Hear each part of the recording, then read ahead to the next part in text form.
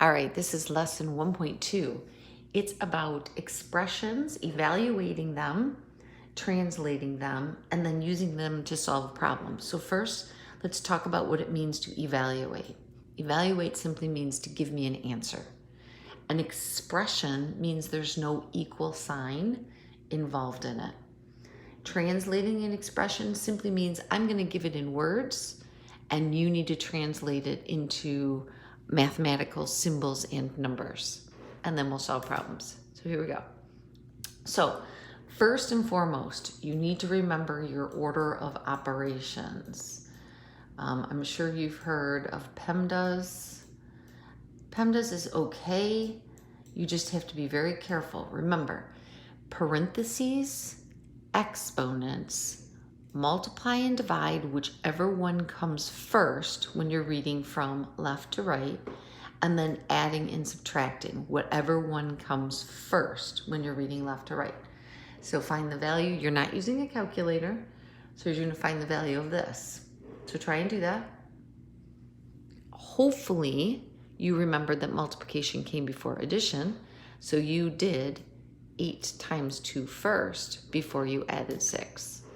So 8 times 2 is 16. I like to do it as bringing it down like this, and then do 6 plus 16 and get your final answer.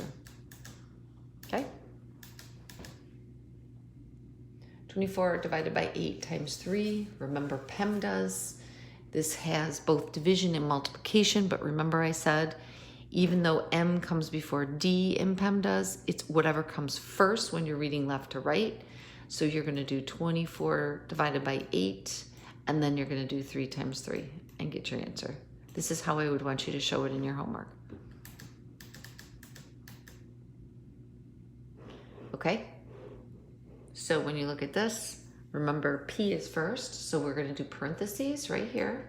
So I would get 5 times 10 minus 49. So I have 50 minus 49. There you go. You evaluated the expression. So this is an expression. Notice there's no equal sign. This is called an expression, numerical expression to be exact. And here, your answer of 1, you evaluated it. So don't get confused. Sometimes things look a little bit scarier than they actually are. So try not to get wrapped up into the, oh my gosh, that looks so hard. A bracket is the same thing as a parentheses. They just didn't want to double parentheses it because it looks a little bit odd when you do that. So you look at the bracket and you're going to work inside there first. But with inside there, there's parentheses right here. So don't drop that 3. Make sure you keep bringing it down. So we're going to go like this. Do 18 minus 6 first. Good. And once you do 18 minus 6, then go ahead and do your 2 times 4 and get those 2 pieces. So you're going to have 12 plus 8. And see how much easier we made it? Here's your 12, and there's your 8, going with those. So then you're going to do 12 plus 8, because that's still in parentheses. So I'm bringing it back down here. 12 plus 8 is equal to 20. And then just do 3 times 20. And you're done.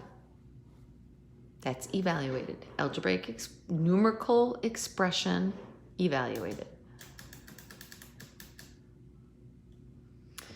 Again, looks a little scarier than it really is. So when it is in a fractional form, please remember that this means division. You work in the numerator first, and then you work in the denominator. So 49 plus 31 first, and you get 80. And then you do 19 minus 14 next, and you get 5. And then you go ahead and do 80 divided by 5, and you end up with 16. So again, you work in the numerator, you work in the denominator, and then you do your division. Normally when you were in class, we did this as a speed round. So go ahead and pause it and try to do each one of those and make sure you could do them. And I'm going to show you the answer. So this one, we would have done 3 times 5 first, and then 21 minus 15. This one, we would have completed 63 divided by 7 first, and then added 2. This one, I would do 12 minus 10 is 2, and I would have done 14 divided by 2 is 7. Then 3 times 2 is 6, and 6 plus 7. Here, you're going to do 8 plus 3, 2 times 4, and then 11 minus 8, and then don't forget to multiply it by 4. Here we're going to work in the top and do the numerator first, and then the bottom, get your denominator, and then divide.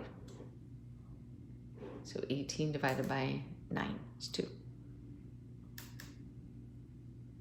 Okay, so now we're going to write a numerical expression for this verbal phrase.